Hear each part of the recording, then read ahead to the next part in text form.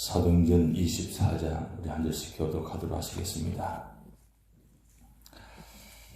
다세 후에 대제사장 아나니아가 어떤 장로들과 한 병사 더블로와 함께 내려와서 총독 앞에서 바울을 고발하니라.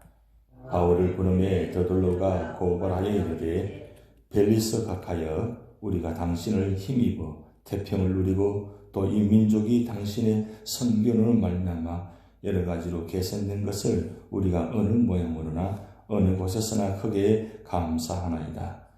당신을 더 괴롭게 아니하려 하여 우리가 대강 여짜옵나니 관용하여 들으시기를 원하나이다. 우리가 보니 이 사람은 전염병 같은 자라. 천하에 흩어진 유대인을 다 소요하게 하는 자요 나사렛 이단의 우두머리라. 그가 또 성전을 더럽게 하려 함으로 우리가 잡았사오니 당신이 친히 그를 신문하시면 우리가 고발하는 이 모든 일을 아실 수 있나이다 하니 유대인들도 이에 첨가하여 이 말이 옳다 주장하니라. 총독이 바울에게 머리로 표시하여 말하라 하니 그가 대답하되 당신이 여러 전부터 이 민족의 재판장 된 것을 내가 알고 내 사건에 대하여 기꺼이 변명하나이다. 당신이 아실 수 있는 바와 같이 내가 예루살렘에 예배하러 올라간 지 10이틀밖에 안 되었고 그들은 내가 성전에서 누구와 변론하는 것이나 회당 또는 시중에서 무리를 소동하게 하는 것을 보지 못하였으니 이제 나를 고발하는 모든 일에 대하여 그들이 능히 당신 앞에 내세울 것이 없나이다. 그러나 이것을 당신께 고백하리이다. 나는 그들이 이단이라 하는 도를 따라 조상의 하나님을 섬기고 율법과 선지자들 글에 기록된 것을 다 믿으며 그들이 기다리는 바 하나님께 향한 소망을 나도 가졌으니 곧 의인과 악인의 부활이 있으리라 하매니이다. 이것으로 말미암아 나도 하나님과 사람에 대하여 항상 양심의 거리낌이 없기를 힘쓰나이다. 여러 해 만에 내가 내 민족을 구제할 것과 재물을 가지고 와서 드리는 중에 내가 결례를 행하였고 모임도 없고 소동도 없이 성전에 있는 것을 그들이 보았나이다. 그러나 아시아로부터 온 어떤 유대인들이 있었으니 그들이 만일 나를 반대할 사건이 있으면 마땅히 당신 앞에 와서 고발했을 것이요 그렇지 않으면 이 사람들이 내가 공회 앞에 섰을 때 무슨 옳지 않은 것을 보았는가 말하라 하소서. 오직 내가 그들 가운데 서서 외치기를 내가 죽은 자의 부활에 대하여 오늘 너희 앞에 신문을 받는다 하고 한 이 한 소리만 있을 따름이니이다 하니 벨릭스가 이 도에 관한 것을 더 자세히 아는 거로 연기하여 이르되 천부장 루시아가 내려오거든 너희 일을 처결하리라 하고 백보장에게 명하여 바울을 지키되 자유를 주고 그의 친구들이 그를 돌봐주는 것을 금하지 말라 하니라. 수일 후에 벨릭스가 그의 아내 유대 여자 드루실라와 함께 와서 바울을 불러 그리스도 예수 믿는 도를 듣거늘 바울이 의와 절제와 장차오는 심판을 강론하니 벨릭스가 두려워하여 대답하되 지금은 가라. 내가 틈이 있으면 너를 보리라 하고 동시에 또 바울에게서 돈을 받을까 바라는 거로 더 자주 불러 같이 이야기하더라. 이태가 지난 후 브로기와 베스도가 벨릭스의 소원을 이어받으니 벨릭스가 유대인의 마음을 얻고자 하여 바울을 구려하여 두니라. 아멘. 제가 기도드렸지만 이번 주일 EM 교육자들 두 분이 오시게 됩니다. 윤영부 중등부 전도사님과 그리고 고등부 EM 담당한 전사님 두 분이 오시게 되는데 우리 교회 앞으로 영어권 목회를 위해서 좀 많이 힘을 쓰고 기도를 하려고 준비하고 있습니다. 특별히 이웃을 기도 많이 하시고 우리 어린 영혼들이 어린아이들이 우리 전사님을 통해서 말씀을 양육받고 그리고 훈련받아서 앞으로 믿음을 쓸 수 있도록 계속해서 위해서 기도해 주시기 바랍니다. 이번에 두 분 오신 분들이 굉장히 참 능력 있는 분들입니다. 우리 교회 참 하나님께서 사랑하셔서 보내주시는데 이 전도사님과 어린아이들이 잘 호흡이 맞아서 잘 할 수 있도록 특별히 기도를 부탁드리겠습니다. 오늘 본 말씀 사도행전 24장은 사도 바울이 지금 우리가 23장의 말씀 보셨지만 한 40여 명이 사도 바울을 죽이려고 그렇게 아예 자주도 않고 먹지도 않고 그럴 정도로 악한 사람들이 있다 보니까 예루살렘 이 감옥에 도저히 있을 수 없어서 결국은 가이사랴 감옥으로 보내게 됩니다. 사실 피신신 겁니다. 왜냐하면 워낙 악한 자들이 많이 있었기 때문에 이 예루살렘에 두었다가는 그 사도 바울이 죽을 수밖에 없는 그런 상황이 되어서 가이사랴로 보내는데 이 예루살렘에 있는 대제사장과 무리들이 그것도 변호사를 대동해가지고 이 가이사랴까지 와가지고 이 사도 바울을 고소, 고발, 송사하는 그런 장면입니다. 그런데 이 사도 바울을 고소하려고 한 사람 중에서 특별히 이 더둘로라는 이 변호사가 어떻게 송사하느냐면 세 가지 재물을 가지고 지금 고소합니다. 그것이 바로 5절, 6절 말씀에 나와 있는데 첫 번째는 개인적인 재물을 가지고 말하는데 이 사도 바울이 어떤 사람이냐고 고소하느냐면 전염병 같은 자다 이렇게 말합니다. 간혹마다 소유를 일으키고 그리고 이 사람이 있는 곳에는 모두가 다 전염병 같은 표저가 사람들이 축축해 낸다. 그럴 정도로 지금 이렇게 고소하고 있는 장면입니다. 그리고 정치적으로는 어떻게 고소하느냐면 이 사람은 나사렛 이단의 우두머니다.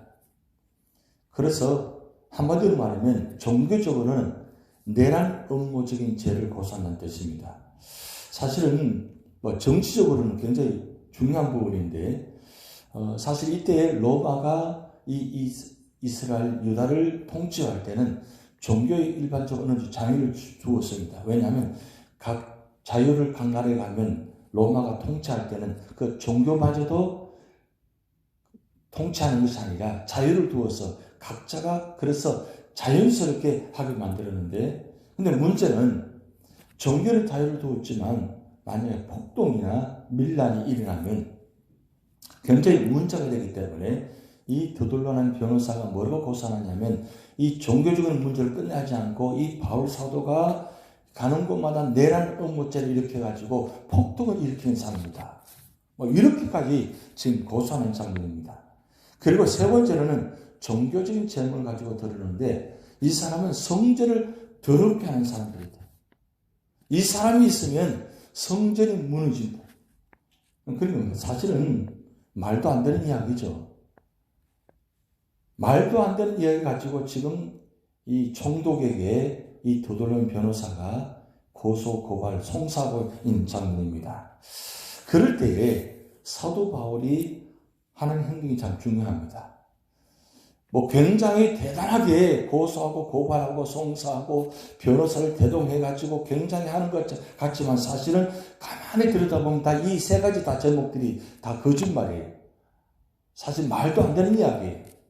그런데 사도 바울이 이 이야기를 듣는 순간에 같이 막 화를 내고 같이 대동해서 같이 변론하는 것이 아니라 아주 차분하게 있는 사실 그대로를 이야기합니다. 왜냐하면 사실은 이 모든 그 제목들은 말이 안 되는 이야기입니다. 왜냐하면 사도 바울이 예루살렘에 와서 있는 며칠 동안 요 말씀 나와 있지만 10일 밖에 되지 않습니다. 10일도 사실 5일은 감옥에 갇혀 있는 겁니다. 그러니까 사도 바울이 나타나가지고 밀란을 일으키고 전염병처럼 퍼지게 하는 것도 아니고 폭동을 일으키게 한 것도 아니고 아무것도 한 일이 없어요. 단지 한 일은 뭐냐면 그들이 복음을 전하는 것이 뭐냐면 바로 이 나사렛 예수 그리스도가 바로 우리 민족을 구원하고 이 세상을 구원하는 자이다. 그저 하나님의 아들 예수 그리스도 그것밖에 전한 게 없어요. 한마디로 오늘 복음을 전한 것밖에 없어요. 그런데 대제사장과 이런 서기관들과 그리고 이 땅에 있는 모든 종교 지도자들이 이 사도 바울의 말을 듣고 그를 아주 다른 말로 전혀 다른 말로 고소하고 고발했다는 뜻이에요. 그러니까 결국 이런 일들 가운데 사도 바울이 하는 행동도 보면 굉장히 지혜롭게 합니다. 그리고 이 지혜롭게 함을 통해서 그때 총독인 이 벨릭스를 굉장히 감동시킵니다. 왜냐하면 누가 봐도 이 도돌로라는 변호사가 하는 말의 모습과 사도 바울이 하는 모습을 보면 전혀 다른 모습이거든요. 누가 겉으로 보아도 옳고 그름을 분별할 수 있는 그 자리까지 보여줬다는 거죠. 그래서 사실 나중에 보면 사도 바울의 이런 행동과 이런 말을 통해서 벨릭스라는 총독이 감동을 받습니다. 그리고 이 도에 대해서 관심을 갖게 됩니다. 결국 이런 삶의 자리에서 우리가 믿음의 사람은 어떤 모습을 취할 것인가를 지금 말씀하고 있습니다. 결국 믿음의 사람은 세상적인 방법으로 세상적인 생각으로 해서는 안 된다는 겁니다. 왜냐하면 믿음의 사람들은 끝까지 믿음을 지켜야 되지 세상적인 사람들은 세상의 방법을 동원합니다. 그래서 겉으로 보아서는 당장 앞에서는 굉장히 권세가 있고 권력이 있고 능력이 있으니까 뭔가 일이 이루어질 것 같은데 시간이 지나가면 세상적인 방법은 통하지 않는다는 거죠. 결국은 세상적인 방법으로 승리하는 것이 아니라 결국 믿음의 방법이 승리한다는 거죠. 그런데 그때까지 가기가 참 힘듭니다. 왜냐하면 세상적인 권력과 방법은 대단하거든요. 능력이 있으니까 변호사를 대동하고 고소하고 고발하면 굉장히 앞에서 무너질 것 같으니까 똑같이 믿음의 사람도 세상의 방법을 동원합니다. 그러면 결국은 치게 됩니다. 그런데 지는 것 같은데 믿음으로 끝까지 지키고 믿음 방법으로 하는 방법으로 하나님께서 이 문제를 해결하자고 맡겨지지 않으면 결국 문제를 해결되지 않습니다. 그러나 중요한 건 하나님께서 사도 바울을 여기서 무너지게 할 수 없다는 거죠. 가이사라에서 죽임을 당하게 할 수 없다는 거죠. 왜냐하면 사도 바울은 어딜 가야 됩니까? 로마로 가야 되거든요. 로마로 가서 복음을 전해야 되거든요. 그리고 앞으로 그의 마지막 남의 사명이 있거든요. 하나님께서 그를 두겠어요? 왜냐하면 예루살렘에서 가이사랴까지 가기도 보면 굉장히 군대를 동원합니다. 세상에 이런 일이 있을 수 없는 일입니다. 이렇게 보호받을 수 있는 사람이 아닙니다. 그런데 하나님께서 특별하게 역사하셔서 예루살렘에서 가이사랴까지 보호해서 옮기셨거든요. 그러니까 결국은 하나님의 사람은 하나님 방법도 살아고 하나님 방법도 지키면 결국 기도하고 끝까지 인내하고 끝까지 하나님 의지하면 하나님께서 하는 방법대로 마지막까지 구원해 주시고 보호하시고 축복하신다는 사실입니다. 오늘날 우리가 믿음의 사람이 굉장히 중요합니다.